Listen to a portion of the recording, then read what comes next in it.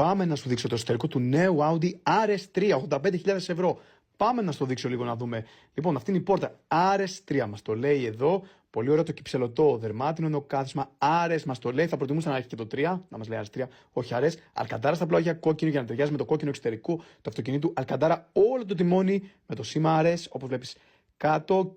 Και όπως θα δεις, φυσικά είναι αυτόματο. Ξεχνάς το μάλιο, αλλά το χειροκίνητο μόνο αυτόματο πλέον το RS3. Έχουμε δύο ψηφιακές οθόνες. Εδώ είναι το κλειδί του με δύο ποτηροθήκες. Φυσικά ο τεμπέλης μας, δερμάτινος και αυτό, και το RS με αλκαντάρα τιμόνι, πολύ σπορ, flat bottom φυσικά το τιμόνι για όποιον ξέρει. Εδώ είναι η αρρωγή που είναι ψηλά, με την κόκκινη γραμμή, το κόκκινο γύρω-γύρω που έχει καθώς το αυτοκίνητο είναι κόκκινο.